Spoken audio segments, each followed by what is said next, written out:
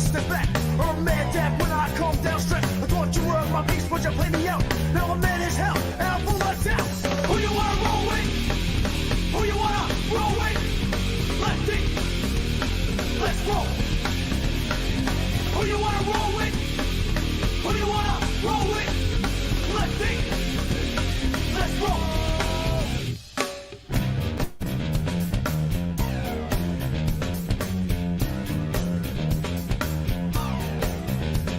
I'm back on the scene, it's time to get mean. I'm a lean revolution machine. For what people stay, they sway. For today is good as any day. Y'all feel slightly this, let's resist. Raise your fist and pump like this. Promises all the time. Don't cross the line, and you know it's mine. Who you wanna roll with?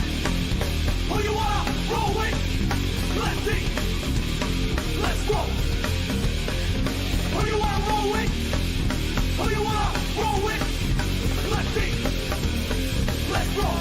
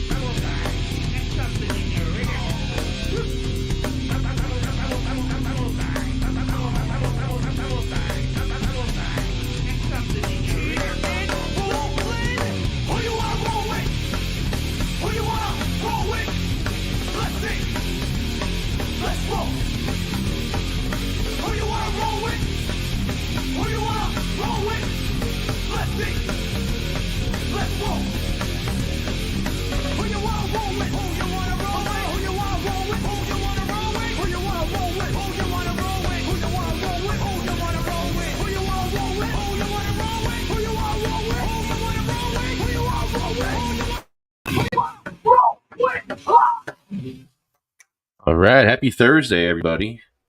What's up? What happened with the ending of that? What happened?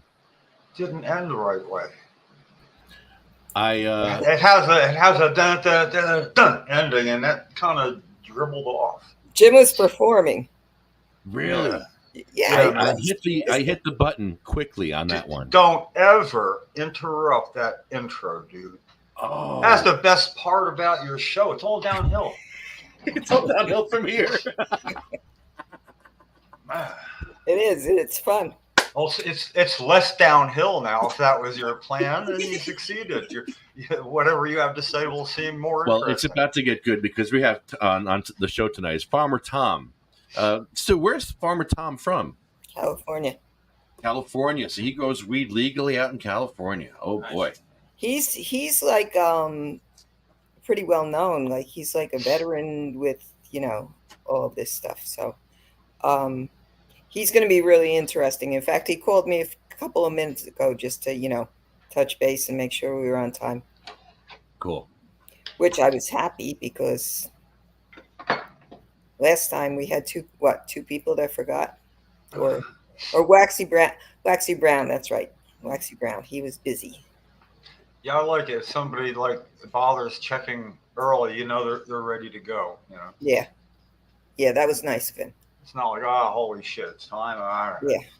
Yeah. Waxy had to chase him down, and then he answered. I mean, stuff does happen, but on the other hand, and it was Tom's the kind of guy that would have gotten in touch if he right. couldn't have. Right. Yeah, but 7:10 is a busy day, I gotta Waxy say, and I are fighting right now anyway, so it's fine. It's all good. Well, I don't know anything about Farmer Tom, so I'm really looking forward to it. I mean, there's a lot of people that are well known, but not by me because I'm not. He's like big time well known, but I'm gonna let him tell you his story. Oh yeah. I was just kind of curious, I mean. I think didn't I put some stuff up though on the site, which you don't read? I don't read it.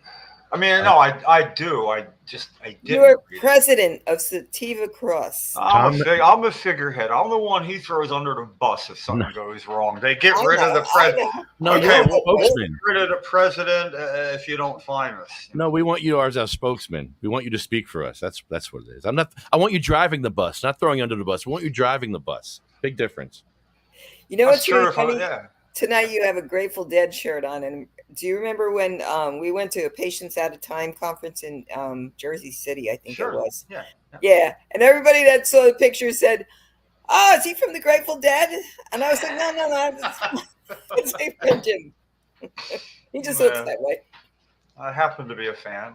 I'm not. I'm a fan enough to know I'm not a deadhead, but I'm a fan. Yeah, I'm not a deadhead either. No, I mean, I was a deadhead. I would get there really, really early when I went to a show, but that was it, you know.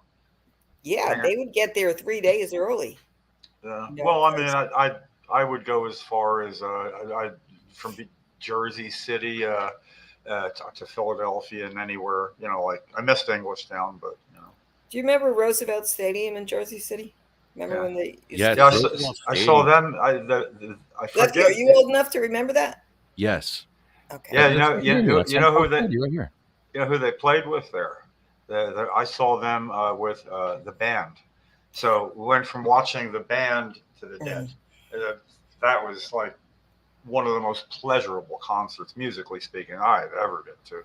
It was pleasurable for me too. Yeah. That was actually, I liked the band almost as much as the Dead at that time. Did you? Yeah, their music was like really interesting. It didn't fit into any exact category. I liked the kind of blend and the difference between Levon and Robbie. You know, what I mean, voices, everything. You know, it was pretty well rounded. You know, how do I refer to him as? The father of my boys. Him and he used to, you know, he was in the Pagans, so you know they used to do security for bands, you know, before these bands were big, right? That was security. So that was a 3-day show, that Grateful Dead show that they did at Roosevelt Stadium. So for 3 days the guys were there, and I'll refer to him as Billy the Blade. Yeah. Right? Because you know that name. Oh, yeah. How do you forget that? Billy and this other guy, Inez, they went out to the car to get whatever, you know, and they got caught in this, like, you know, because people would camp out, the Deadheads, they would camp out for a show. So they got caught in the arrest, and they got arrested along with the Deadheads. Oh. Yeah, and they got locked up in Hudson County Jail. Yeah, it was a whole big stupid thing. Well, it could keep the peace in the cell then, you know. Mm-hmm. That we're in charge here. Yeah. So I didn't let this. Tom. Hi, Tom. Hey, how's it going? Tom. Hey, how's it going? Good, bro. How are you? I'm doing good. Tom, the guys are interested to hear all about you, so I haven't said a word. All right. Whenever you guys want to get it started, it looks like it's going already. So, well, yeah, we got a blunt going. I think he's fixing. All right, Bear's fixing my blunt because I didn't do a good job, so he's fixing. All right. it. But we're getting going here. All right, sounds good. You got your weed, Jim. You got your Farmer Tom. You smoking with us, or you gonna? No, I'm all right. Okay. I'm all right. I smoked a little while ago. Okay. Right on. I smoked that old school weed. You know, you only need to smoke every few hours to keep it going. It's not like the new weed where they want you to smoke every 15 minutes. You know. Smoking that Woodstock weed. Well, I don't know about that far back, but that's a good. Yeah, me neither. Well, so what kind of? Tell me about you guys. What you guys got going on? Well, here in Jersey, we can't grow weed. We get 5 years in jail. Cancer patients go to jail for 5 years for growing one plant. And Wow. that's Well, what they could, you know, they're they could. yeah, that is the upper penalty, and that's the part, the important part. Yeah, they didn't change the laws against patients growing when it became legal for them, you know. So they're just not allowed to possess a live plant. Really, is kind of what it is, you know. And then what we're doing is trying to reverse that. So this podcast started about 10 years ago, right, Lefty? Yeah, Nice. 10 years ago at the State House. Nice. Okay, yes, the 10th year. Then that's what it is. Yeah. And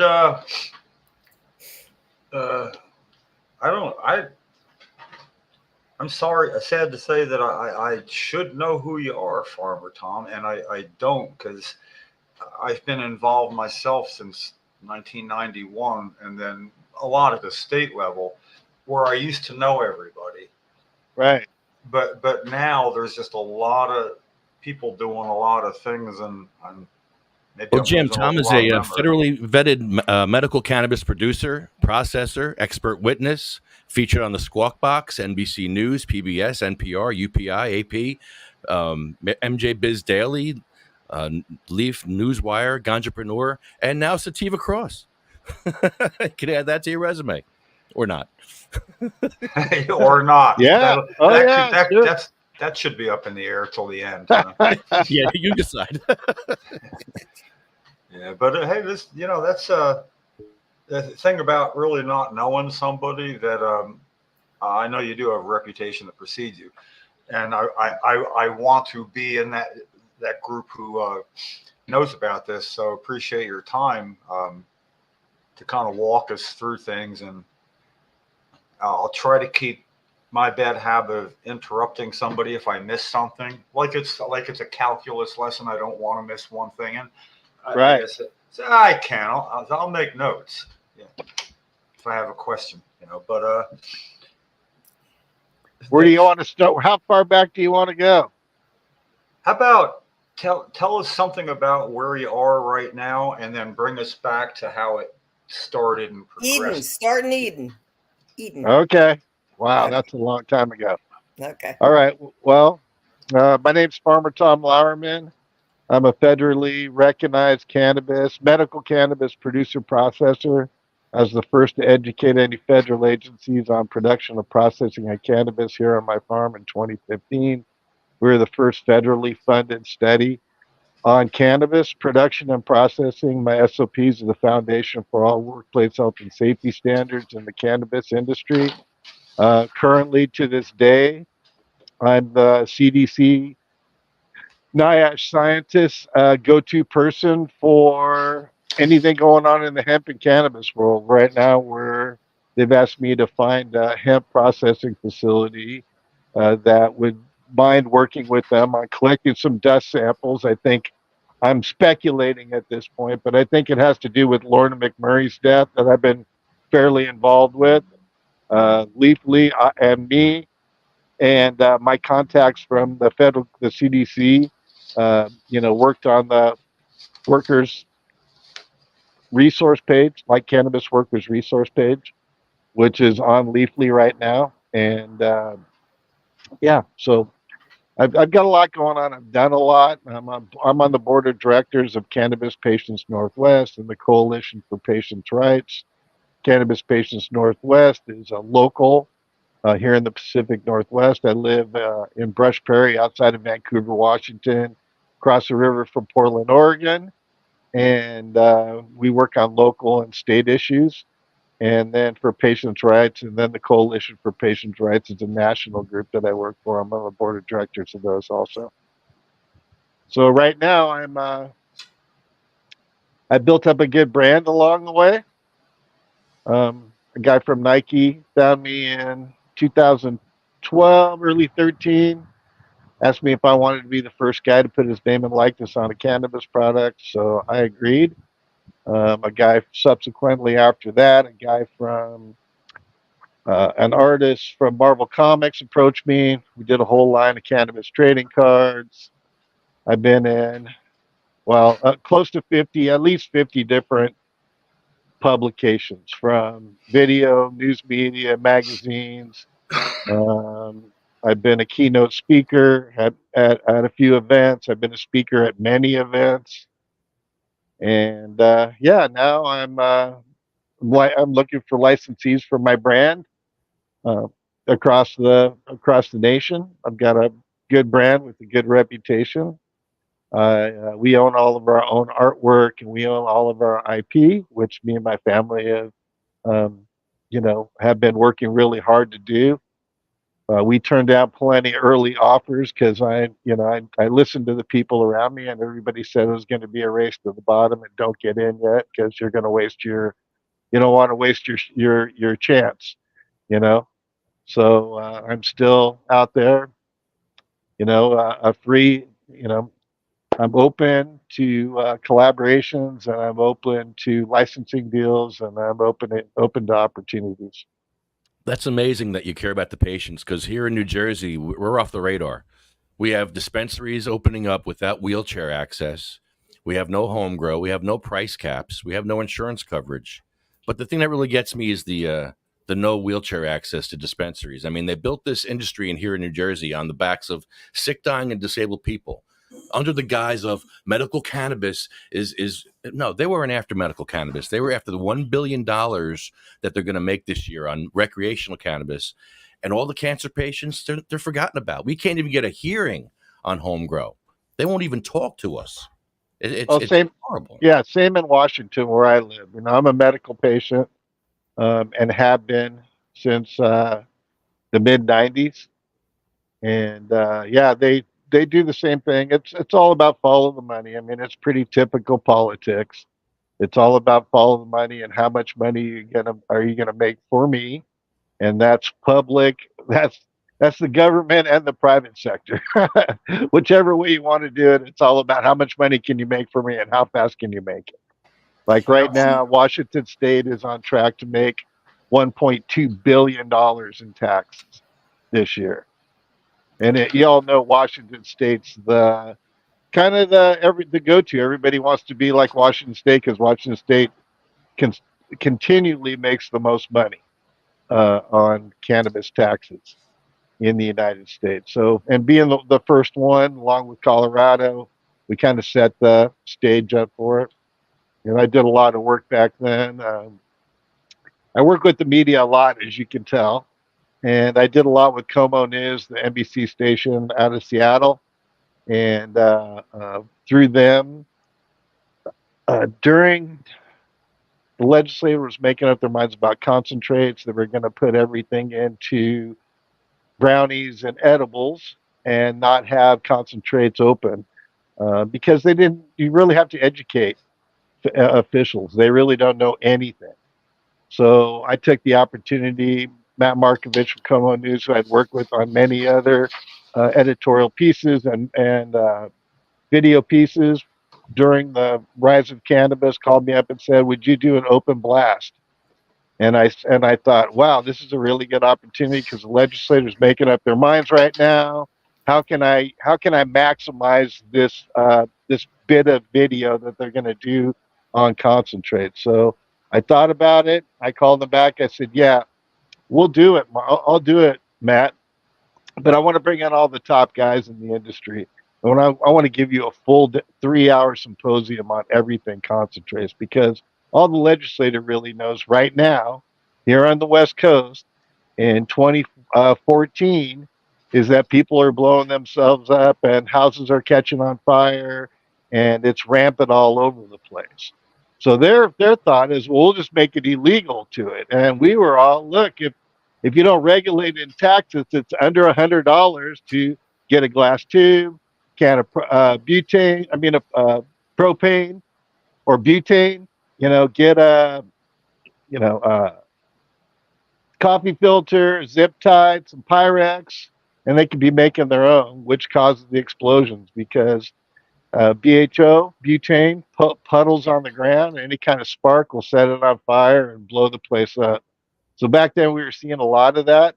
And then after we put on the symposium of concentrates, the legislators got the clue, because we've been using the media forever. I'll go into that story in a minute, but uh, they changed their minds because I put it all together and I told everybody, look, what we want to get across is if you don't regulate and tax the people continue to kill themselves. So all of us talked about it. Like I had Jonah Tacoma from Dab Stars and Farmer Joe Parker, and like I had all the big names, Joe Wynn, the probably the best open blaster in Oregon at the time. And sure, we showed them how to do an outdoor open blast under an overhead, but on the inside, we had a closed loop system. We talked about CO2, we talked about solventless, bubble hash, and we really gave them and RSO, of course. We gave them a full educational series on it. And then they realized, wow, if we don't tax it and regulate it, we're not going to solve the problem. So they went ahead. Within 2 weeks, they changed their minds. And that kind of put me on the radar, which I got attention from the scientists of the CDC. They really wanted to go back to the source of where it all started. You know, if they're gonna study something like cannabis, they want to go to the people who have been doing it. And everybody's, like me and my wife, we're not mailers, and I'm not ballers, and I'm not moving hundreds of pounds. I'm not like that. We've always played by the rules. We had a collective in San Diego that was raided in 1999, where my wife saved my life that day. She had her cordless phone, and we all had media lists. We listened to old Brownie Mary out of Seattle. When she got busted, she had the media there, and that kept her from going to jail. So we knew the strength of the media. And in 99, the media was hungry for any kind of cannabis news whatsoever. So we were high profile. We went to all the town council meetings with their little 4-inch pot plants and went up there, and as they rolled their eyes, told them how safe cannabis was. And subsequently, they arrested us. I got arrested for 448 plants. I spent the night in jail, and then we went back to the town council meeting again, where the mayor was horrified. Susan Golding, her husband, started McDonald's, and they assured us that we wouldn't get arrested again. So other groups and individuals donated us a bunch of plants, and we grew them out in our quadriplegic's living room, Michael. And we called the chief of police and asked him if they were going to arrest us, and he said, "No, don't worry, Michael. We're not going to arrest you. Your face on the news and the wheelchair and all that. We're not, we don't want any part of that." So they let us grow it out. My wife saved my life that day. And because if they bust you and nobody knows about it, right, they can whisk you off, process you, bust you, and you're off in jail before you know it. But if you're in the media and in the news, it's such a hot topic issue, and you're obeying the laws. Like every patient had their paperwork. We had them all up on the wall above where we had our cannabis hanging. So I was a lead grower there, and we were growing on site, and we were growing on site, and every harvest we would put the plants up there after drying and let the patients take what they wanted. We would name the plants and tell them, to our best of knowledge, what medical benefits they had, or therapeutic. That's the language they really like to use right now. The therapeutic benefits they would find from it, and then they would, we had Ziploc baggies and Sharpies, and they would take what they needed. And how it worked was you bought a light to get into the club, to get into our collective, and you paid $50 a month, and you could take as much as you needed.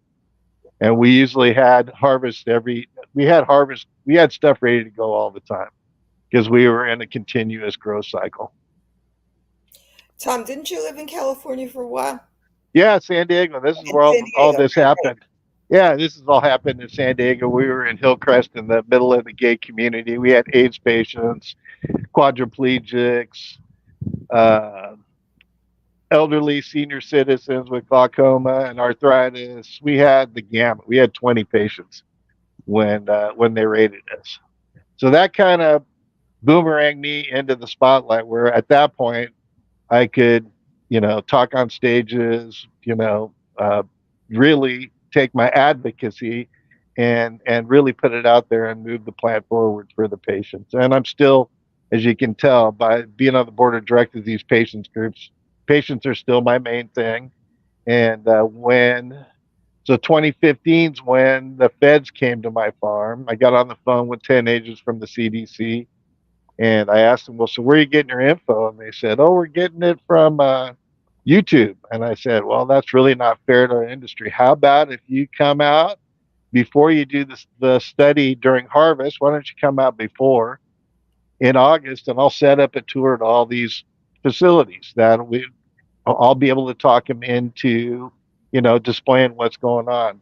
And then they liked the idea, and then they called back and said, no, the department, all of our lawyers and every said, no way, we can't go to these perceived illegal operations. But what we can do is make your farm a secure location where federal agents can learn, touch, and study cannabis. So we set up a date, 2 days here in August, the 11th and 12th of 2015, where we fully educated on everything cannabis. We smoked throughout the day in front of them, which no other group would ever do. I knew, being an advocate for so long, I had one chance to really normalize the plant in front of the top scientists, like multiple PhD scientists from the CDC. And we did it. Still to this day, those same scientists are my friends. They called me last week, like I said earlier, looking for a place to find some hemp dust because they want to study hemp dust. And so, we smoked around them. We went out and had pizza and beer. They got to see us totally interact. Some of the people did dabs in front of them. We rolled joints. We just wanted to demystify it and normalize the plant and show them that, look, people who smoke marijuana are not like people taking fentanyl, heroin, or methamphetamine. So, or acid, or any of those things. Cannabis is its own deal. And so, yeah, we got it all done. 2016, we know that was the election year, and the Democrats didn't want to publish it. It went up for a day, but they didn't get it to me in time. Some senator or somebody saw it, and they took it down because Obama was still in charge, leading the country at that point, and they didn't want to have anything to do with cannabis. They didn't want to lose votes. So in beginning of 2017, when Trump got elected, the Department of Health and Human Services, the person who signs off on it, had a big stack of these health hazard evaluations, and I'm sure they just went through them all and just signed them all really quick. Because the night, that was in the afternoon, they had AM delivery. A special AM delivery came for me from the federal government the next day, and it had like 20 of the reports in it. And once it gets into my hands, it's got in the public hand, there's no turning back.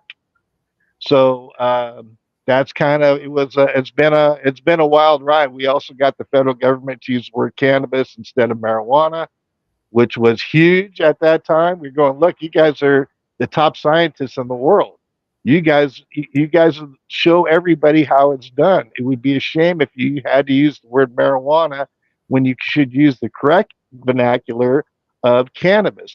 Let's use the right words to make you guys look legitimate around the world. We know you are. We want you to do the best and keep it up. I mean, I got a lot of flack. Through all of it. I got a lot of flack for showing the media and the state how to make BHO and how to do concentrates. I got a lot of flack for educating the federal government. I got a lot of flack for them to use the word cannabis instead of marijuana. It's just been one attack show after the other. But you're not going to please everybody all the time. And me and my wife, we just went by our heart. We did what we thought was right to normalize cannabis, because normalizing cannabis has been my main deal for as long as I can remember. I've been consuming for 50 years now, and I started growing probably like 48 years ago. I was a landscaper, had some seeds, had some pots, and had some soil, put it out by the pool equipment in the back. That's kind of where I started, and here I am now on my farm trying to figure out my next moves. Because there's really, one thing, it's been a blessing that I work with the federal government because it keeps all the scumbags away. It keeps all of the data miners away. It keeps all of the, the short-term scammy people away who want to use your name. If they know you've dealt with the federal government, they assume, and which is true, that my phone's tapped all the time. And if, a lot of the regulated market out of there still, dips into the gray market and the black market and backdoors product. Let's not cut around the bushes. This is what goes on. So in process, we turned down a lot of deals. I really wanted to wait till this time till the market crashed and get the bounce back up. So that's kind of where I positioned myself at this point. And yeah, it's been a long road. Long Lots service of career. lots of ups and downs, but I think I left the world a better place. For me, it's really not about making all the money. Of course, I need to keep my family safe and a roof over our heads and keep our farm. So that's super important to me. So I didn't want to risk any of that. And working with the federal government, I was honored that they picked me, and then that we still work together after 10 years. I'm still working with them on the regular basis. And we just want to play by the rules. And so many people in this industry, especially in the regulated market, they don't want to play by the rules. They want to cut every corner. They want to not supply their employees with proper PPE. They want to put them in dangerous situations. And I'm more about the patients and the employees, and not so much about the money grubbers up on top who really could care less about the patients. And then if you look at the end of the deal, the states really don't care about the patients either. All they want is the money. All they want is the tax revenue. That's all they're concerned about. And who knows where the tax revenue goes, because it generally doesn't go where they say it's going to go. Who are you catching flack from? By the way, I know we don't know each other, but Sue will tell you that's the longest I've heard Jim keep his mouth shut. Other advocates Yes. in I the got industry, like black market, gray market people, Yeah. other Okay. other advocates in the hemp and cannabis space, because they fought for the right to use marijuana, the Wow. language marijuana, and what are you doing, Oh man, and I feel for you. but you're not going to please everybody all the time. You just got to go by your heart and do the best you can. And that's what me and my wife and my daughter, that's what we've been doing for, over 25 years now. So it's been one heck of a journey. Let me tell you that. Wow. All I can say is thank you. Oh, you're welcome. Well, Because somebody no, I had, mean I'm in New Jersey, but everything you're talking about dealing with the federal government, somebody has to be a go-between. It won't work without a conduit between the two, and right. you provided that, and you probably weren't surprised that people were going to give you flack, No. but what's important, and it very well overlaps the way I feel about a lot of things. So it was a very easy listen for me. Was trying not to smile how much I was enjoying it. And but yeah, if anybody's doing something and what somebody else thinks is going to matter to them, they're starting from a deficit. They Right. have to overcome that. It's like the only way you'll get to doing the right thing is just what you're talking about. And for me, it's a very personal issue, which makes it kind of easy to keep my even keel about what's important. But that you managed to merge all that and develop the brand that you have. Yeah, it's very impressive. I don't know what else to say. Thank Yeah, you for coming on the I've show, really been, man. yeah, no worries. I've been waiting for this time.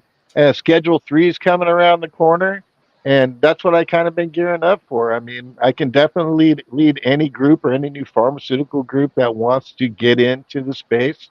I already have my foot in the door. I'm already federally vetted medical cannabis producer and processor, educator. Yeah, Well, and yeah, go ahead. you got right over a hump in the beginning, and that we still haven't gone over here. is you have to deal with legislators and how to, but we try very hard to get to deal with legislators and work with them. That's like the holy grail here, getting to talk to them, getting a foot in the door. And did somebody approach you first, or did you just, go cold calling, or through people's district representatives? Or, I mean, how did you and the media get to working together? Well, we started working together in San Diego in our arrest in 1999. Yeah, and but then the legislators, when did they start to trust you? Well, they trusted me when I was on the front of the newspapers. The newspapers were doing biographs on me and my wife's story. Yep. I always knew that the media is the way to get anything really Yeah. done, because legislators, that's all they care about is their media presence, whether it's coming from the newspaper, look, the local news station, radio station, whatever. Here's where we overlap, and I'll make it the briefest of things because everybody else heard this ad nauseum. But in 1993, after trying very hard for 3 years to get on the radar, but mostly actually federally then, because New Jersey didn't have anything going here, I couldn't break through. And then I had a wife with a very severe case of MS, and I was going downhill. So I realized everything exactly what you said. If the media won't come to me, how do I get them to do it? I thought, well, hey, this is a narrow state. I could take my wife's wheelchair and push it 58 miles from Seaside at the ocean across the state of New Jersey, almost to the Delaware River to Trenton. And if I did that and put a big sign on it about medical marijuana, because that's what it was then, right? That I estimated 500,000 people would see me at a minimum, and I thought it would be more, but it was just enough that the media would know if they knew I was going to do it, they would have to cover it because people would want to know what was going on. Yeah, who's this guy we saw on the side of the road? Yeah, so pushing a wheelchair. Oh, what happened was, they a couple like the Asbury Park Press, the main paper here in this area in New Jersey, they showed up, and by the time I got to about 5:30 in the morning, and it was outside Trenton quite a ways still. I still have it's going to take another 15 miles or whatever. So I stopped at a diner, and they had the early morning newspapers there. And I kind of looked in, and on the front, I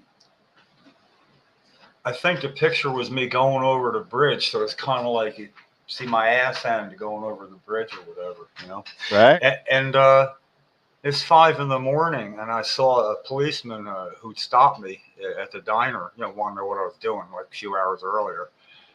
So I was going to get another one. I gave him that paper, and I said, "Hey, good to see you again." And he said to this other cop, "It's a guy I was telling you about." And I was starting to get a sense this is going to work.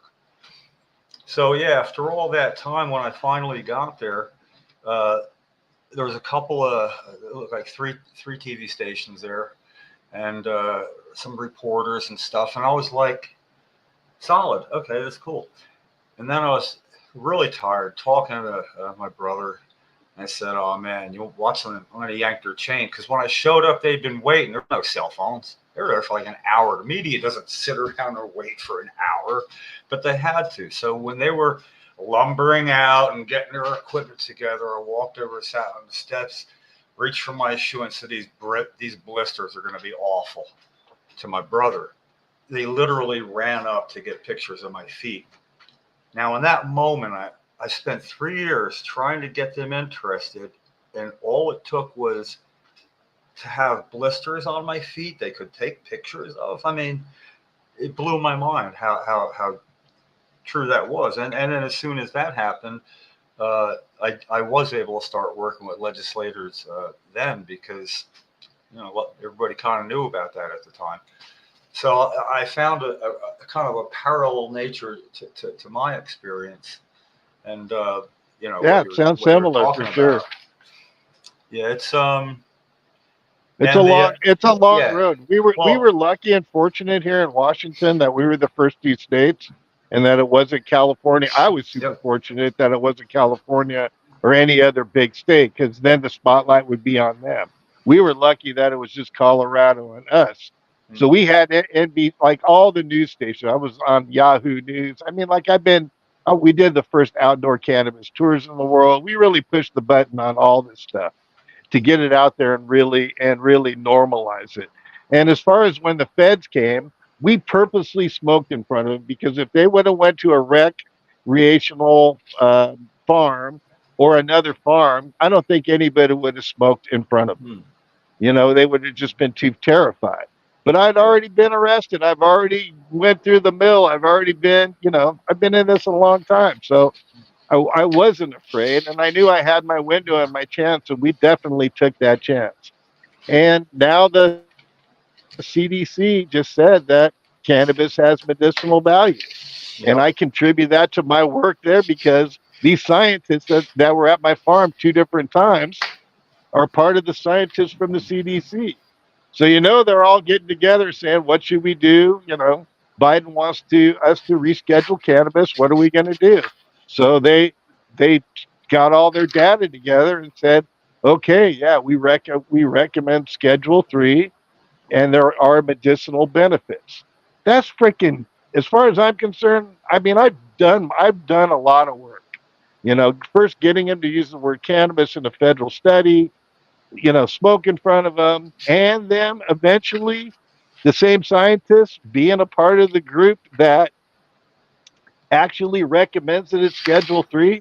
Freaking, it's a touchdown. You know, I'm scratching my head why I don't have companies pounding on my gate now. I used to have companies in the early days, but I don't have companies so much anymore pounding, asking me, you know, let's work together because I don't know. My SOPs are the foundation for all workplace health and safety standards in the cannabis industry. I've got tight, good relations with the top scientists from the CDC.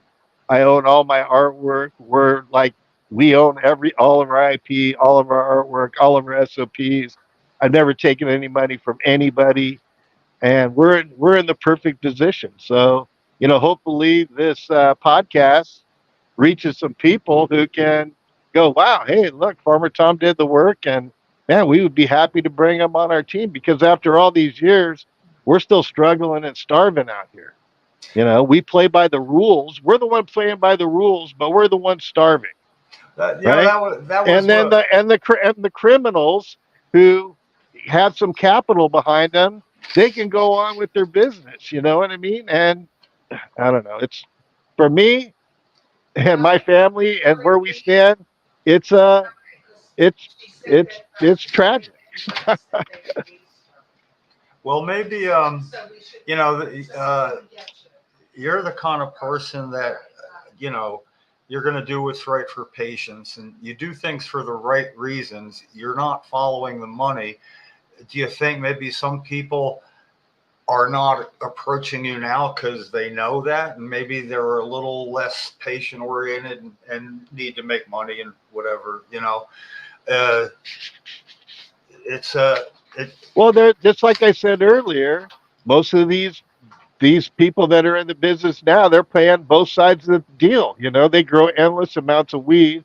There's mechanisms and things they can to manipulate the track and trace, and they can pump stuff out the back door into the gray and black market. Let's get real about it. That's what's going on. What has been going on, and these states, they have limited funds to track this stuff anymore. With the police forces being down and not enough police and rampant crime everywhere and the homeless issue and all the thievery going on and everything going on, like cannabis is on the back burner. It's really not, you know, front and center for them to go after anymore. Cannabis used to be a money maker for all state, federal, local agencies because whatever they got, they confiscated your house, they confiscated your property, they confiscated all your toys, they sold all that, and they got to keep all the money. So and when we used to confront them and say, "Well, we pay for you." They're going, "No, we fund ourselves by busting people like you and taking everything you got. We fund ourselves. Tom, when you were working with patients, were some patients strain specific, and did you have to grow specific strains for different terp profiles? Well, yeah, I mean, we have a few different strains that we grow right now. The ones that we found are best. Like for me and my family at this point, when at this point we're growing amnesia haze, and then we're growing a cross between Godbud and purple Nepalese Kush, which is the amnesia haze is breakfast morning, get you going. The purple Nepalese Godbud Kush is feel good weed, because everybody needs to feel good. And those are our two strains now. I mean, back in the day when I had two collectives going here on my farm 10 plus years ago, we were growing Blue Dream and Jack Herrera and, just a bunch of different varieties, a bunch of different Kushes. And, we were growing Amnesia Haze. We had the Black Knight back then, too, was an amazing one. We were growing Albert Walker, and all those really had really good medicinal properties. We just started. We knew there was terpenes, but and that they helped in the process, but the the medicine, the studies weren't there yet about the effects of the terpenes. That's just the terps really just came on like 2014, I'm thinking 2030. We knew that the terps were important, but that's when the terpenes started getting recognized. Was in like 2014, maybe 2013 at the earliest. But before then, we knew it smelled good, but we didn't have really, nobody really had that much of an idea of what was going on. We would just get feedback from the patients. Oh, this strain helps me sleep. Oh, this strain helps me get going in the morning. Oh, this strain puts a smile on my face. Those types of things. I know. And I know for epilepsy, there's strain specific strains for epileptic patients where there's some terps that you really don't want, and there's some terps that you do want. And I know that I'm trying to figure out my terp profile for my pain. I have a lot of pain and inflammation, and there's certain terps that I need, but it's all R&D, which is I don't mind doing the R&D, but I'd like to know my terp profile as a yeah, patient. humaline's huge in pain and swelling and inflammation and all that stuff.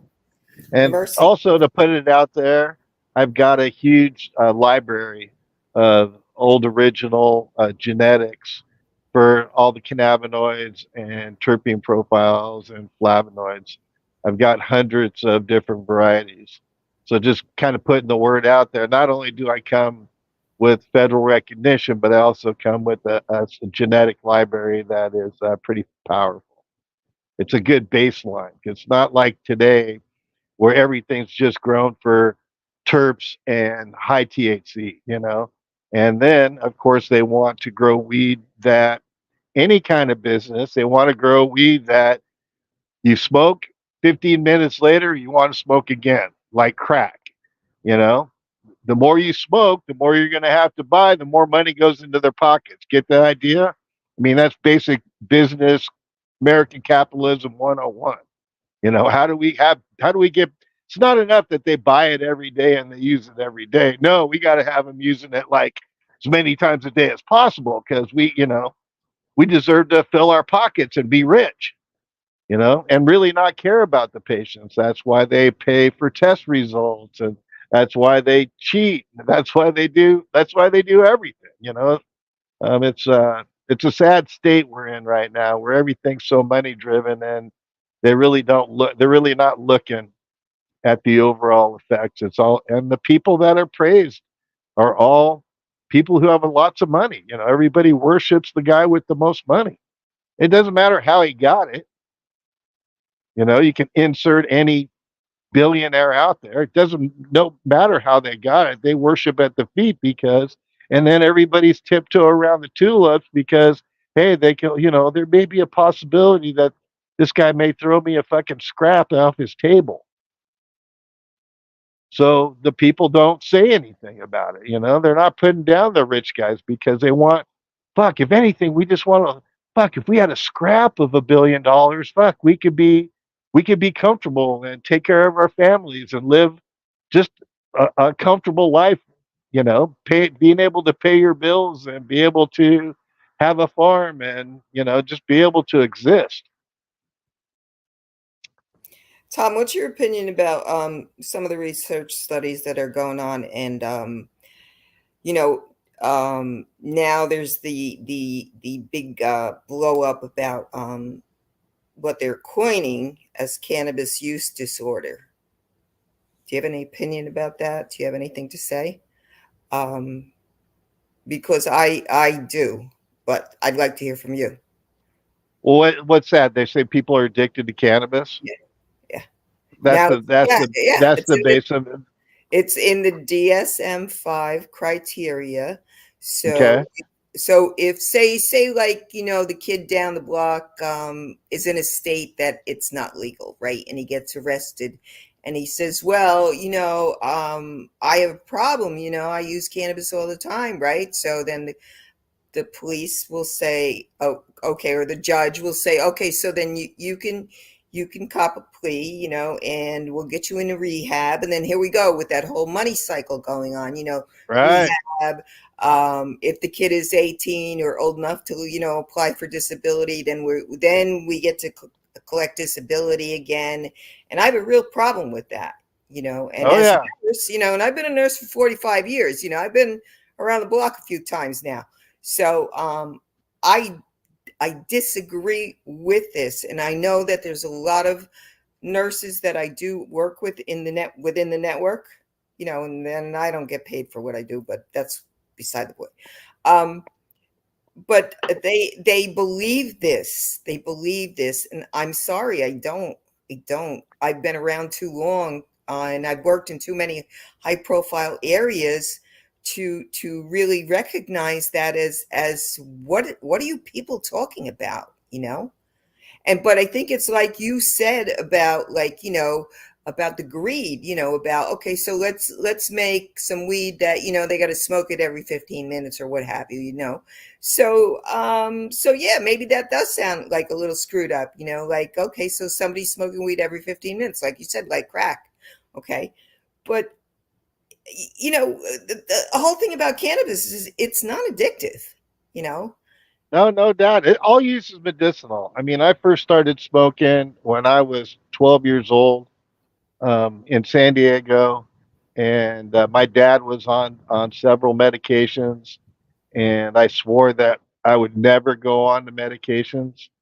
And at that point, I found cannabis, and I knew I'd found what I needed to get me through the rest of my life. And here I am, 64 years old, and I've been using cannabis my whole life, and helps me get through every day. I believe all but use is medicinal at some point.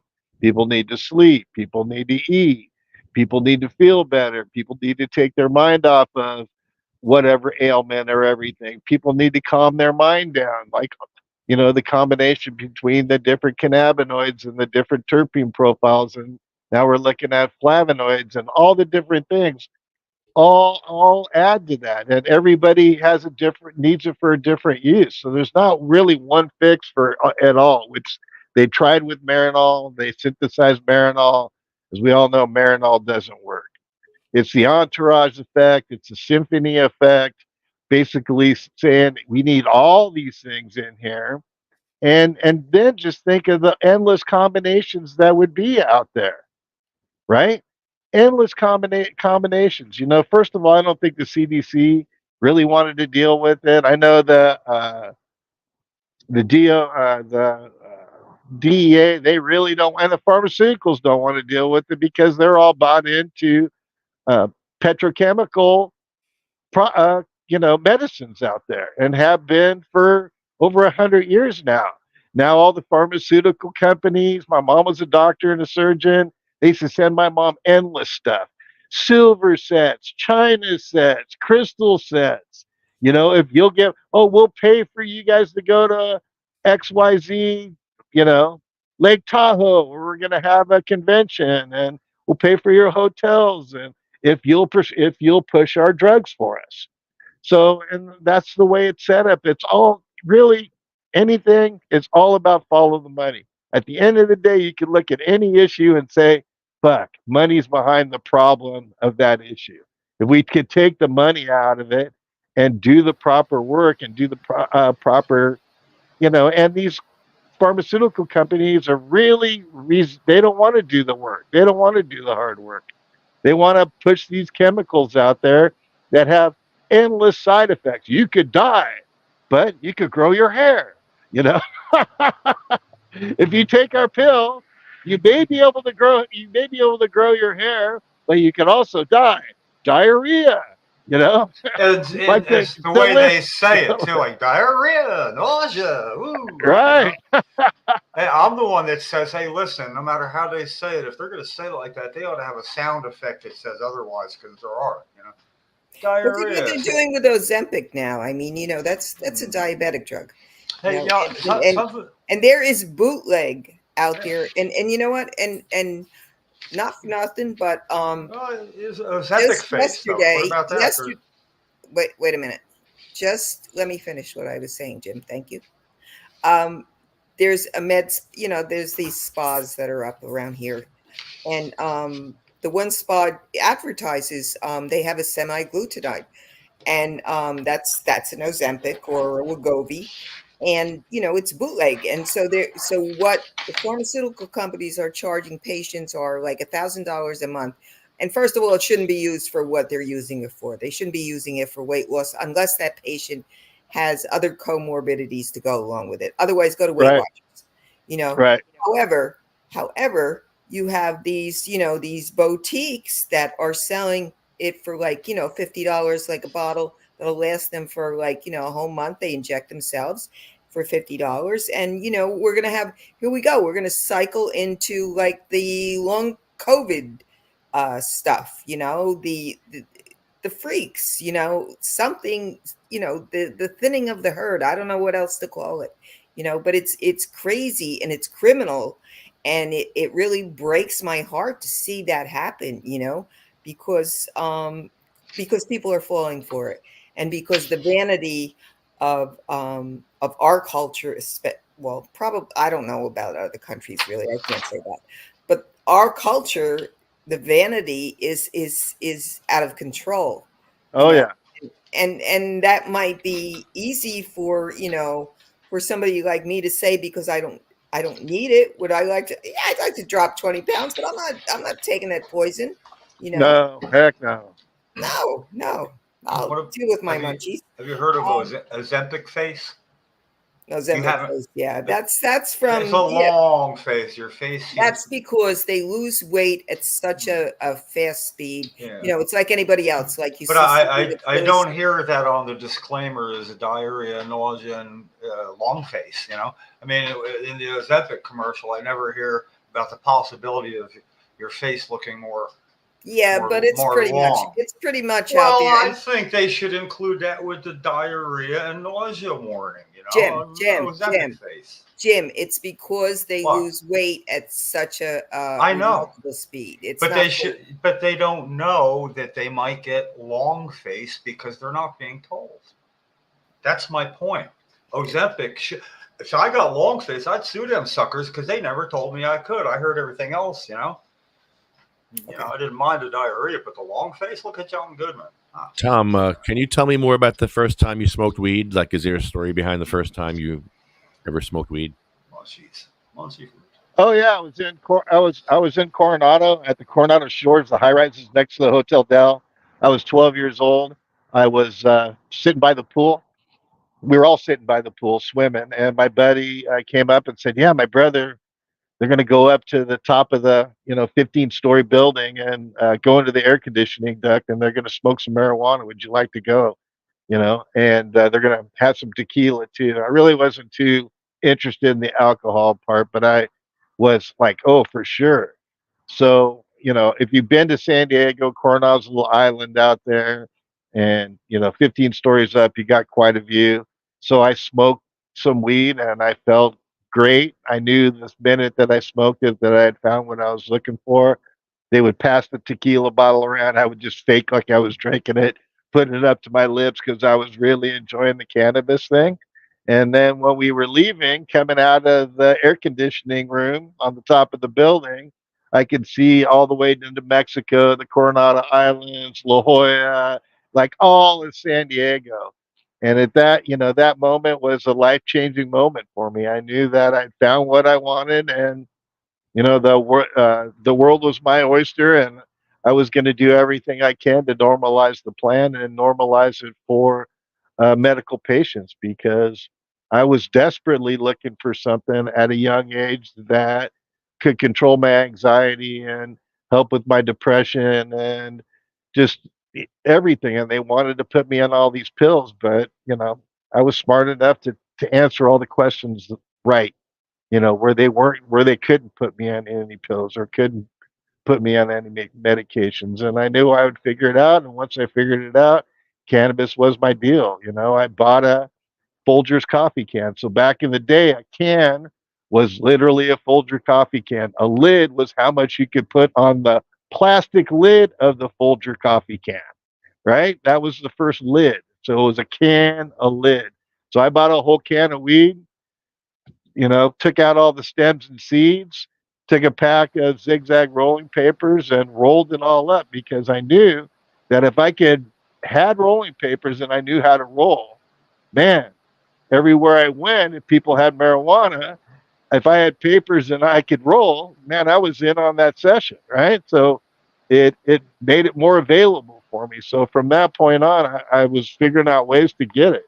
Luckily, we were in San Diego. A lot of weed came across the border. We had a lot of really good weed on the West Coast back then, all through the 70s, 80s. Local people were going. We were getting stuff out of Humboldt every year at Christmas time. The Oregon Christmas tree guys would come down and they'd all have fucking killer weed too. And, so I was always on the search. I had the best dealers in town and, I would sell. And I wasn't a very good drug dealer because I would smoke all the profits. I'd only keep enough so I could buy more.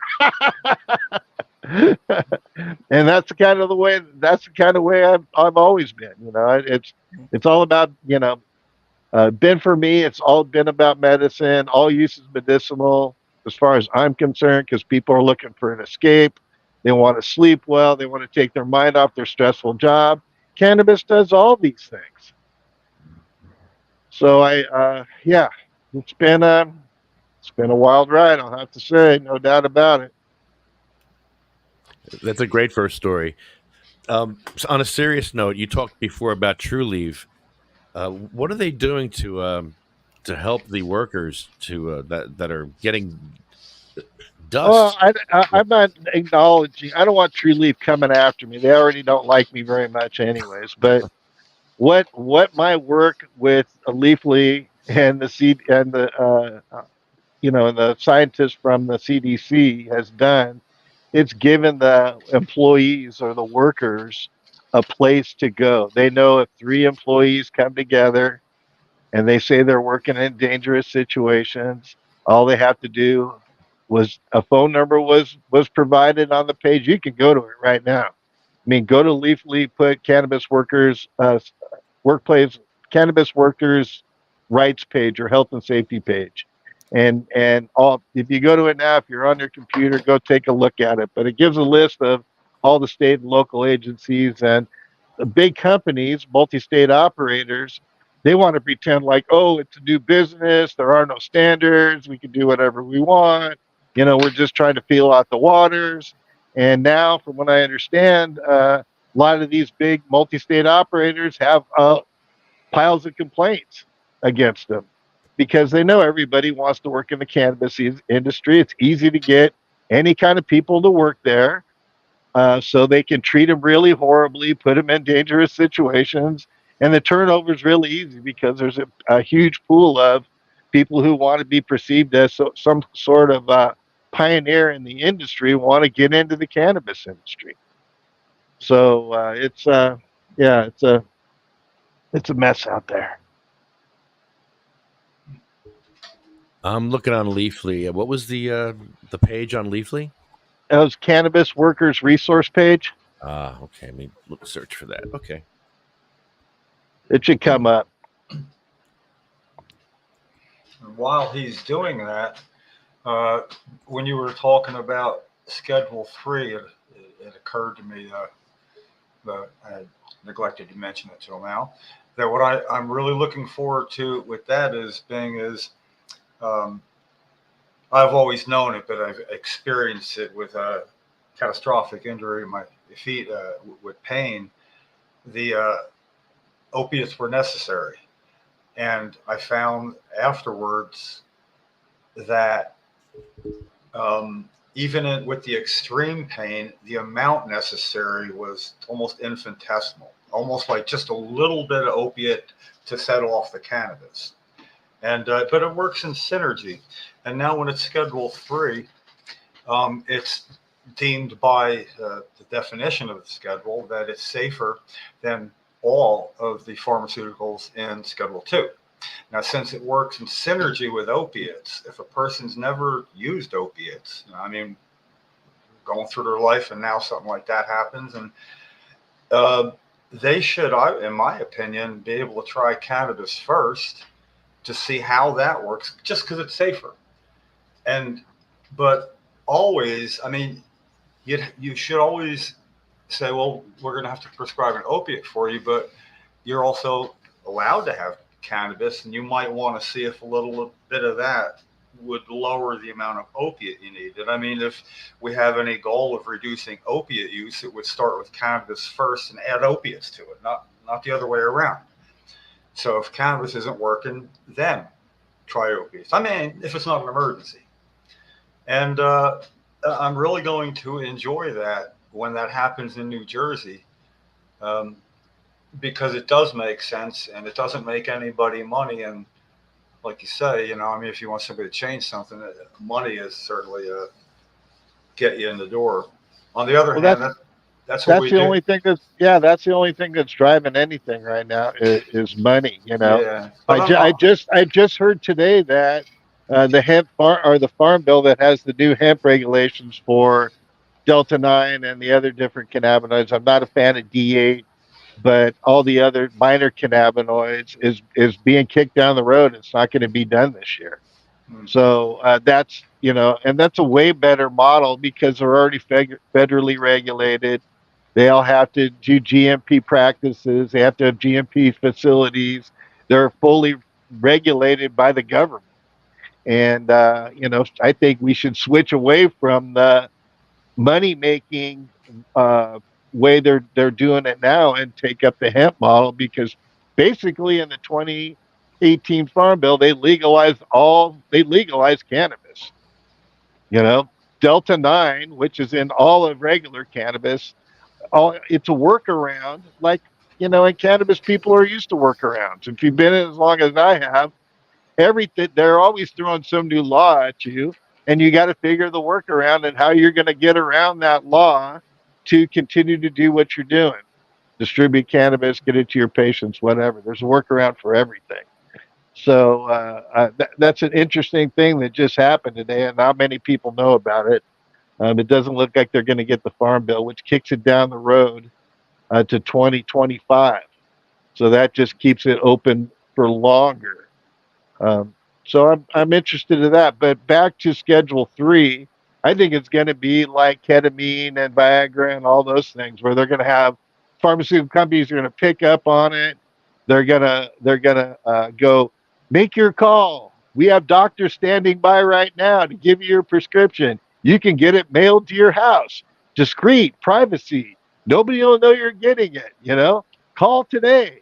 And Amazon's already using its infinite amount of money to push the government to be able to be sold on Amazon and shipped across the United States. All these things are moving along.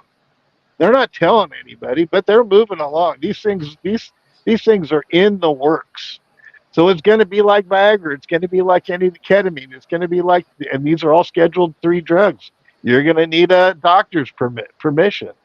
So they're all gearing up for it. So the next wave really is going to be if Schedule 3 fully goes through, and it's on the way. And I know how the government works. Once they get going on it, they have a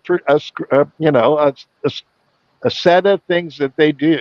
And just like Viagra and just like everything else, it's going to end up, make your call. We got doctors on hand. Get your cannabis mailed to you. So it could change the whole world. It really could mix up the state run programs. Everybody's they're terrified of it, and Biden, he did it because he wanted the votes. He pulled the green card. I've been waiting for somebody to pull the green card for years as a presidential guy, and he pulled it, and he started it. And I can tell you right now, the pharmaceutical companies aren't happy about it. The CDC isn't happy. The DEA is really not happy about it because after, they legalized alcohol, they gave them cannabis and said, okay, here's your new dog. Go get it, and law enforcement's not happy about the legalization. None of those people are. So he used it just for votes, to votes, really not looking into, I think it could be a good move because they'll be able to do more research. And the best thing is that they've said that cannabis has medicinal benefits, which federal government never said that before. So that's a total win, like a huge win that nobody really talks about. So that's my thing on Schedule 3. I think they're gonna do it. You're gonna be able to buy it, and Amazon's gonna ship it. Yeah, they not only said it's medicine, they say it's safe. It jumped over so many other less safe medicines, Right. all Schedule 2. So, that to me, it's not like, okay, now it's Schedule 2, and that would have been a real mess. But Schedule 3, it's just safer. You know what, though, but I think I shared this with you last night, Jim. Schedule 3 antibiotics are Schedule 3. Yeah. Okay. It's like alphabet soup. Yep.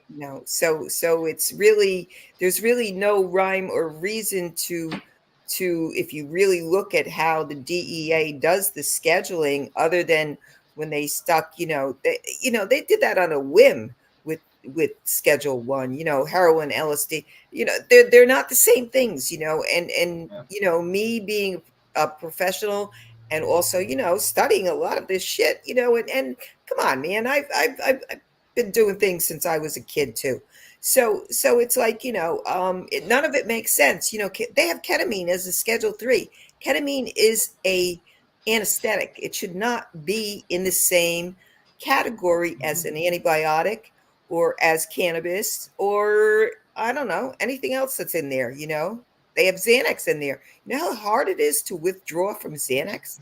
It's really hard. You could die. Unbelievable. Yeah. Well, shouldn't they have like when you have a turd plank and you make another exit? It's not a number. It's 9A. They should have a Schedule 2A. That's way better than 2. It's not hard. Well, they should create one like they should create Schedule 5. Yeah. Which cannabis can be lumped into Well, if they really want to do it. A few years back, they wanted to do a Schedule 6 for cannabis. Yeah, there you go. Schedule 6. Hey, it needs more schedules. I mean, the problem is, there could be 50 schedules, and you'd have to be at this or above or below.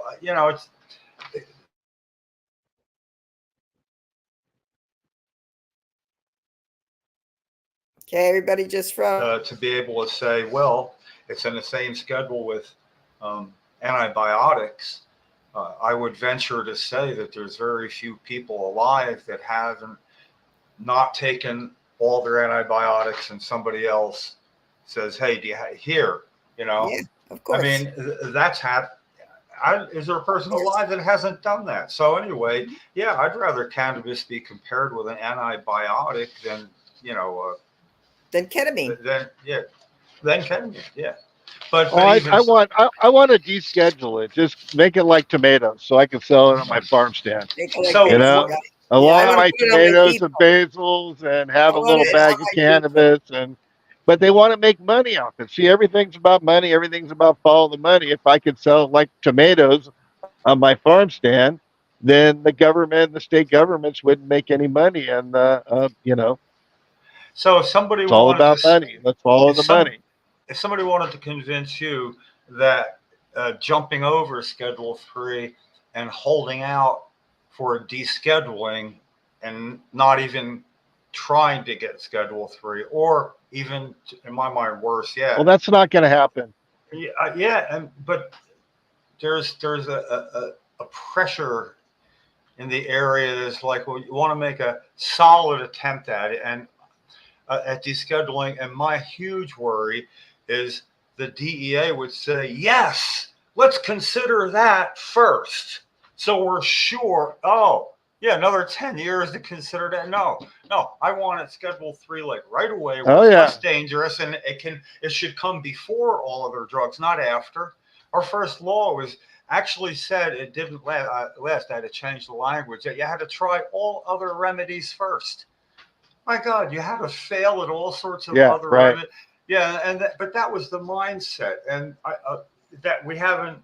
Some forces that still have an effect haven't caught up with the realities of it yet, and that's why I do appreciate what you're doing, because you're the person that can make it more real for other people that need to be connected with, like legislators.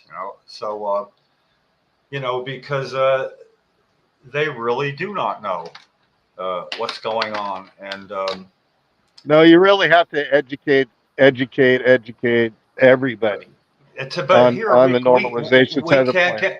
If there's no one there to hear the education in New Jersey, they can in most cases play keep away, to where you have to track them down. You have to do the monthly podcast. You have to show up. You have to do little petitions to say, look, so many people. You have to go through all that just to have the discussion we know that needs to be had. We need to educate, but we need to get their ear. And in New Jersey, the microcosm of New Jersey is like, well, we have apparently a reputation I consider as well deserved, because in New Jersey, we're pretty sure we don't know what goes on behind closed doors legislatively, probably anywhere else either. But in New Jersey, we have no freaking idea what goes on, because some shit just never adds up the way they do stuff. And, the education comes slow. There's some legislators that do get it, and I got to be honest. We're kind of screwed now with. Yeah, we're kind of screwed now with Citizens United, and you can give these PACs all kinds of money, and with unlimited funds coming from all these different billionaires and corporations alike, all the representatives and all the Congress people, they need to get hired again, and every year it's more and more and more expensive to get their job back, to get voted back in. So, once Citizens United happened, I remember I was sitting one day at work, and when they passed that, I kind of literally cried, because I knew that was the end of it. That the oligarch class would run and would ruin everything and control everything, and as far as the voice of the people really went out the window. So you have to be super creative. You've got to do unpopular things. You've got to jump out, and you got to be everywhere all the time. That's why I'm glad I was super blessed to be in Washington State during the first year of cannabis legalization, because I really got the spotlight, and I wanted to utilize it to the best of my ability to normalize the plants as many opportunities that I have. And I'm pretty proud in Washington State with legalizing concentrates that we actually saved people's lives and saved injury and saved the fire department and all kinds of money that went out because people couldn't go to the store and buy it. That was our deal. We're creatures of habit. People aren't going to make it and chance blowing themselves up when they could go right down the street and buy some BHO or buy some solventless rosin or whatever. We're creatures of convenience, and we want convenience. And now that you can do that, like, all those things have stopped. When's the last time you heard of a BHO explosion and people dying? You don't anymore. Back in 2014, 15, 16, you were hearing about it all the time. It was regular on the news. Oh, another drug explosion. Oh, another drug explosion, you know? And a lot of it wasn't just meth. A lot of it was people making BHO, taking, raw cannabis and putting it into a tube and, putting it into a Pyrex bowl, fucking evaporating off the butane and smoking it.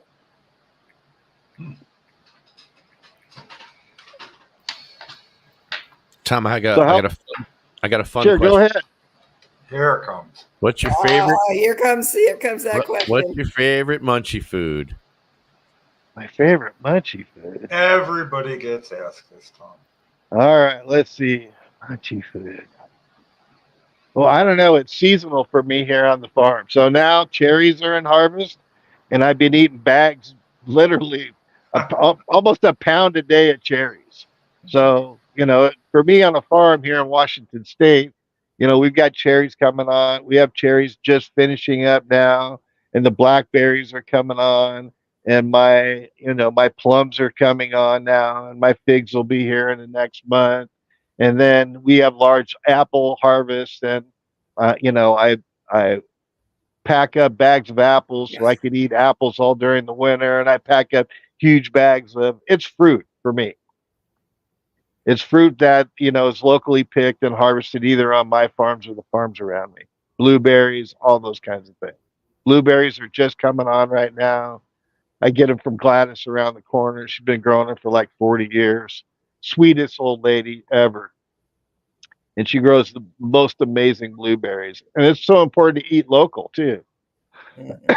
Eating local and source your own food local is like ideal. The reason I left San Diego is because I knew I'd never be able to afford land down there to have a farm and to do the things that I wanted to. So when we moved in 2002 to Williams, Oregon, which is like the Humboldt of Oregon, where we lived there for a couple of years. And then I was a farm manager of an organic seed farm down there. And then I bought my own farm up here in Brushbury, Washington. So in 04, so 04 of 04, and that's when they were giving anybody a bank loan, you know what I mean? And giving them property. So we swooped one up and we've been here ever since. And I don't ever plan on leaving really, because I don't leave my farm much anyways. How far are you from Port Orchard? Port Orchard? Yeah. That's up towards Seattle. So about 2.5, 3 hours. Okay. I have a son that lives there. Yeah. I've got a lot of friends up there. There used to be a medical marijuana farmers market up there back in the day. So like we had medical marijuana farmers markets from 11, 12, 13, 14 up until it became legalized. We had medical marijuana farmers markets where the farmers would come together. They go set up a table and sell their goods to patients. It was great. That's how I really got my start. I mean, not how I got my start, but how I kept it going up here in Washington State. I find it interesting. It's marijuana to a certain timeline when it was marijuana, and then it became cannabis. So I find it interesting when I'm talking how I naturally refer to it as marijuana when we were getting our medical marijuana built together. Yeah, I made a point when we had the feds here, and James still tells me to stay. He goes, you never said marijuana once, Tom.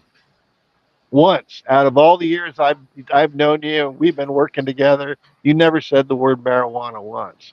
I said I wanted to educate you guys on the proper terminology so you don't look like fools out there across the world with all these scientists. The last thing you want to do is write reports with the word marijuana all over it. I mean, how it makes you guys look bad. So, and back then it was all about cannabis because we really wanted to put it in a different category, take it away from the street and really put it into a medical sense, this is medicine. It's weed here. See, every article that was written, at least for a 15-year period in New Jersey, I'll bet 9 out of 10 times it was referred to as weed in the title. Weed, weed, weed.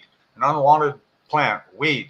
And, you know, marijuana was even better than that in my mind. You know, I mean, so what do you call it to me? I don't know. I always called it pot for some reason. It's a short, unoffensive, Right. you know, spelled top backwards, you know, so Yeah. whatever, you know, but yeah, it was the whole So you guys have Ed weed. Fortune up there, don't you guys? Don't Oh you guys yeah. have Ed Fortune's up there? Oh Yeah. yes, he is. Yeah, he's right on State Street in Trenton. Good. His joint, you know. Yeah. I spoke with him at a lot of different events and stuff over the years. Yeah, He really did a good job. So getting it out there. oh, you know, he was relentless, and it's kind of Fearless. nice to see him enjoying the joint of Miami now. As other, oh, I don't know, it's not doing. It got flooded, but that he's switched over to being. He enjoys having a boat, and he enjoys things other than his making his brand. Well, he has an interesting brand as it is, but I'm glad to see him enjoying himself with something other than activism and finding ways to get arrested and then get out of it.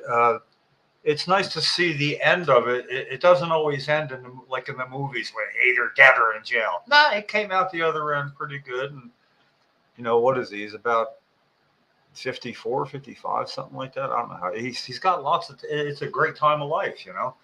And it doesn't always Well, have to be business. I'm happy for him. I'm happy Yeah, that he's me too. you know, he was able to take the work that he did and Yeah. create an income to sustain him and his Well, family. when I met him in about 1999, you know, his reputation preceded him, and he called me up, uh, uh, and basically working with my wife had MS, and we were like the only visible advocates in the 90s, and yeah, we were real visible. And I was funny the way I described it to him is it was so nice for him to be in New Jersey because when somebody says about what I do, it's like me. What about him? You know, there was oh yeah, well, what about him? I mean, I pushed a wheelchair across the state. He, you know, got dressed in a convict's uniform, went to a assembly chambers during a vote session, and lit up a joint. You know, I mean, he did shit like that. So as long as he was around in New Jersey, I was number 2 or less, and I kind of liked that. All I needed was to be visible enough for the media to know who I was and to, you know, Right. get started like that. But he, and in the end, he was right about a lot of things, and he gets credit for that too. I mean, he got a joint resolution from the legislature in New Jersey when he started his business right across from City Hall, the joint. Right. Of course, they're kind of lefty got a joint resolution from them as well. And then the guy that actually main signee, senator of the resolution, refused to take his calls. So, hey, you signed a joint resolution, and he could, you know. New Jersey is a tough state to get legislative discussions going. I bet. Yeah, no, it is. It's if it it's hard to know a state has a reputation when you grew up in that state. You don't see it from others' point of view, but as I have come to see it from the point of view and how it's portrayed in the media is based on fact. You know, we're not an uncorrupt state here. I'll tell you that. It's taken with a grain of salt. What are you gonna do? What are you gonna do? You know? And we don't. And if you don't have money here, though, at least you can, and they understand it. Sometimes offer a counter offer that involves something a legislator would rather not have happen to Right. get somebody to move a little bit. So if you can't offer them money or don't have any money, you can offer that they won't need to spend any time or energy on doing public relations, damage control anywhere. You know, lefties made a habit out of that. You know, oh no, well, we can't get them to go away. We'll have to deal with them. But it shouldn't be like that. You know, it's there are some people that get through, but too many end up having a discussion with a legislator thinking they moved the needle a little bit, and when all they did was get used because the legislator knew they could go so far and step out of them. I'm just glad to see somebody having a success. You know, your story is very inspiring to me that there can be light at the end of a tunnel and all, and that there are some good people watching after patients within the business, the high end of it all, you know, because, you know, way down the chain there's people thinking the movers, so to speak, of what we need to happen kind of get separated from the realities of it. And you can be offered as an example of not in every case. There's people that are in a position of influence for us and can work with the government that you can trust and have patients' best interests in mind. See, that didn't even sound plausible when I said it, but I was describing you. It's very plausible. Right. Well, thank you. I'm running low on battery, so if I disappear, I didn't hang up on you guys. Well, it's about So time. if you got another question, my screen just went dark. That means I'm under 5%. So Now you got the munchie food covered, you know, and right. I thought that was really apropos. You know, Farmer Tom, yeah, gets munchies for shit he can grow. You know, that's Seasonal like munchies, that's wonderful. farm to Seasonal table, munchies. Yeah, and seasonal organic munchies. I love it. yeah, It's the best answer we've had so far. Oh, good, Seasonal, good. seasonal answer. Yeah, it was. So Yeah, we know it's so important to grow your own food and to take care of you, and that food's a medicine too. And the better you eat, the cleaner you eat, the better you feel, the longer you're going to live. Yep. So the last question, I guess, and before your phone dies, if you have a friend who's down on his luck, who's upset or depressed, what's something that you would say to them to cheer them up, or maybe something you've learned along the way, that a saying or anything that would help them? Oh, when they're stressed out, the saying that I tell people, I tell them to keep breathing, drink plenty of water, and laugh as much as possible. Wow. Basic and true. I like that. I like that. Yeah. Probably hand them a joint too while you're at it. Oh yeah, the joint goes along with feeling good, and all that stuff. But basically, there are a lot of stressed out people out there, and most people don't drink enough water to begin with. And a lot of people, when they're in really stressful situations, they freeze up and they don't breathe properly, so their body's not getting oxygenated. And then people need to laugh. I mean, laughing is like the cure for everything. If you're laughing and you're feeling good, and cannabis helps too. If you're sleeping good, you're healing. So that's why cannabis is so important. If it helps you sleep and relax, be able to get good night's sleep, your body's taking care of itself. It's healing the parts that it can. So those are all like really key things in my life all the time, because our life's pretty stressful out here. Believe me. You don't get paid for being an advocate. Yeah, you don't get paid for the work that you don't get paid for the work that we've done. So and that you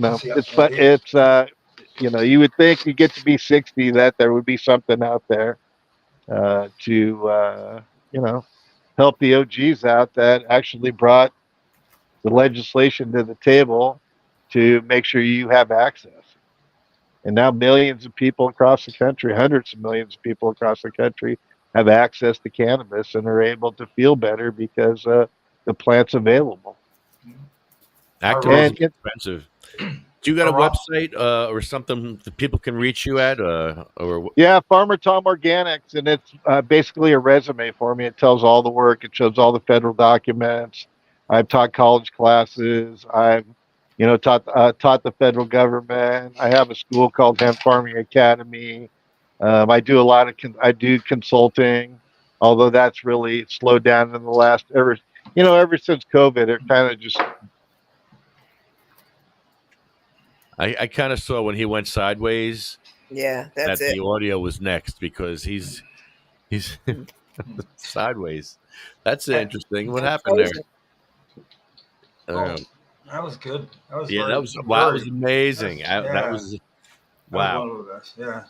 No, Wow. it was a feel good thing too. I mean, somebody Yes. that can exist in both worlds of working at the upper echelons of this issues with the federal government can also do it in a way and keeping patients in mind. It can be done. I only got a little bit of time. I forgot I needed to call my brother for 9 o'clock, and it's getting close, right? He's a cool guy, though, right? Oh, he's a real cool guy. I love that. Wow. Yeah, it was. I had no idea. He's a very unique person. Mm-hmm. He's got stuff everybody else has, Mm-hmm. but all in one person. Yeah. That's a rare thing. He's got so much of the good part of people, and I know nobody's perfect. There's things he's probably not proud of, but I'm saying that his self awareness and sense of reality and some things he just got to do, and it actually is that simple. But it's hard sometimes for people to reconcile what they do and don't need to Farmer do. Tom is perfect. He eats munchy food seasonally, organically. That's that's You a know, perfect life right he was a big surfer. There's a name. Really? Yeah. Oh, he grew up in that was like a rite of passage out there. Yeah. There's a big name for the people that go on those great big waves. And I can't think of the name, but anyway, he was one of them. Really? Oh, Mm-hmm. would have liked to have known that. That's I mean, I've enjoyed surfing. I'm not a surfer, but it fascinates me what good cool, right? surfers or people who are surfers can do, and that comes across my feed if I'm, here for your viewing pleasure. And a lot of it is like people getting towed into big waves, but just like I know what it involves. I guess is why it amazes me, and yeah, man, you got to really be able to take getting hammered and not be afraid, Yep. Because looking down a pretty big wave at a pretty steep angle, when you feel it, you're not going down because it's backwashing you up. Mhm. It's like, come on, gravity, I'm facing that way. Oh no. And then it's like it's got you and it just throws you and slams you down and you recycle one time. That's not cool, man. That's scary. And actually, I got hung out by some closed out surf that was too big to get in for a couple hours, and it got dark, and the only way to get in was to get washed in. There was people on the beach, so maybe be able to save you. And that was scary, and I just totally lost my feel for it after that. I mean, I'd go ride 3-footers, but Jim, we have to do some work some more. Okay. Yeah. Okay. I want to thank CMMNJ. Two. CMMNJ. I got band practice tomorrow. UFCW, Local 152, JacksonStorms.com, Smoking Monkey, Arlo Glass, OprahMachine.com, Pure Puff, Mad Hatter Dispensary opening up soon in Woodbridge. SativaCross.org, where you can donate $1 or $5 or $420 to SativaCross.org. Help us with our mission for wheelchair ramps to dispensaries, police stations, post offices, and others. Our list begins with Cheryl, Sabina, Diane, Gracie, Cindy Mae, Marie, Jack, Joan, Randy, Polly, Bill, Chad, Jeremy, Colette, Matt, Troy, Russ, Roger, Jay, Ella, Hattie, Jackie, Anthony, Jake, Armando, Felicia, Lynn, Dan, Sean, Joyce, Lori, Frank, Brian, Flo, Carl, Thorne, Frank, Lorraine, Terry, Charlotte, Cher, Jaybird, Michael, Marley, Colette, Brendan, Red, Rico, Lulu, Becky, Lawanda, Chip, Paul, Lisa, Marcus, Gary, and Jeff.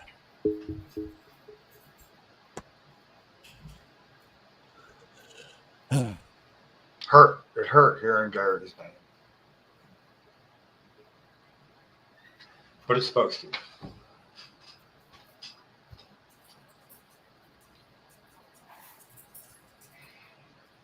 A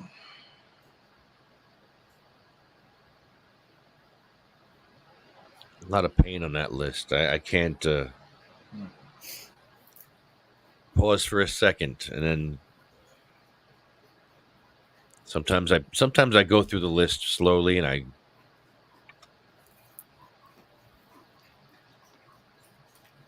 Part of life. yeah, it's a tough list, and I hate that we're gonna have to add another one very soon because every 1 out of 10 patients die. 1 out of 10. Well, that was the first round. We don't know because they won't let us. Well, they we won't don't let us even know. They won't. We have information that we won't give you. We want what is that? You know, What is that? the PTSD inclusion got passed under 22 a day. There was a number, 22 suicides of veterans per day. Yes. There was a number. Now, if they weren't allowed to have that number, but it's even hard to do an extrapolation now because it only goes through 2018, and there just wasn't enough people. But I think I came up with something. I'll do it again, and just say that's what it is. And if somebody wants to come up with a better number, do it. But then you'd be talking about it at least, in my mind. So you can't say, oh, we don't know. We don't know. But it's one every so often, and when it gets to even one a day, but it depending on the number could actually be about every 4 hours or 6 hours, somewhere in that range was the case. So you can say, yeah, we've been here 2 hours. There's a 50-50 chance somebody died while we were here who's a patient and they couldn't grow. It's the numbers make it a little more perceptible, a little more real. Yep. Thanks, everybody. See you next week. Okay. Good See you night. next week. Hashtag they shall grow. Hashtag Jeff's Law. They went with songs to the battle. They were young, straight of limb, true of eye, steady and aglow. They were staunch to the end against odds uncounted. They fell with their faces to the foe.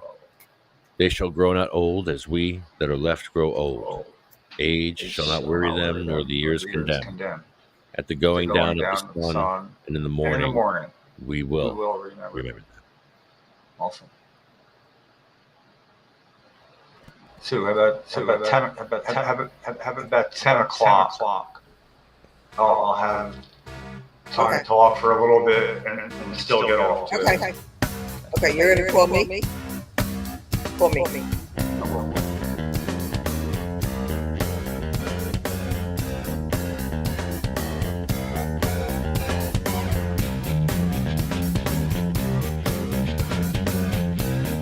if I can still hear you.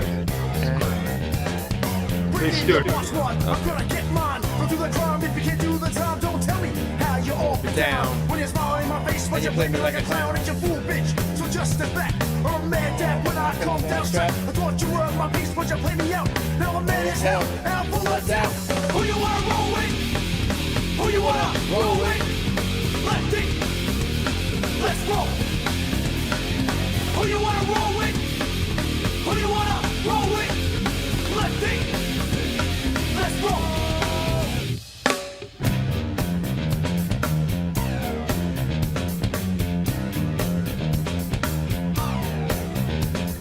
Back on the scene, it's time to get mean. I'm a lean revolution machine. Won't want people stay, they sway.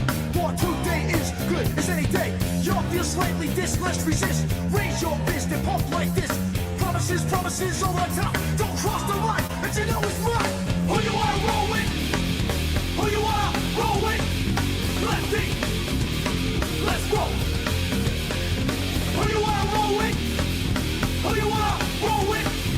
Lefty,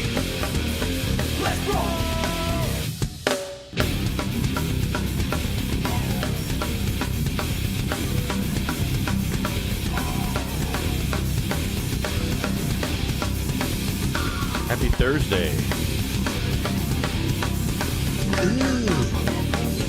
Who you wanna roll with? Who you wanna roll with? Let's see. Let's roll. Who you wanna roll with? Who you wanna roll with?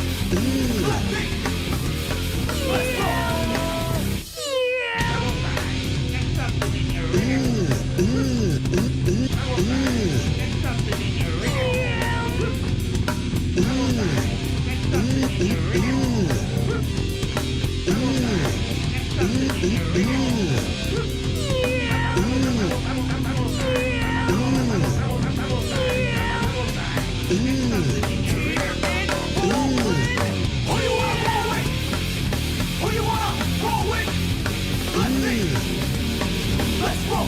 Brother, Who you wanna roll with?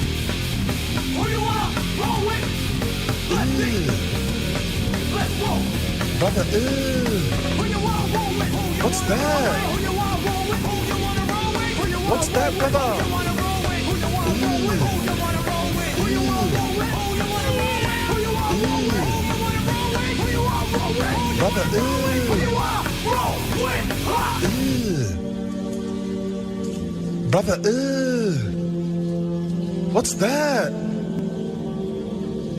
What's that, brother?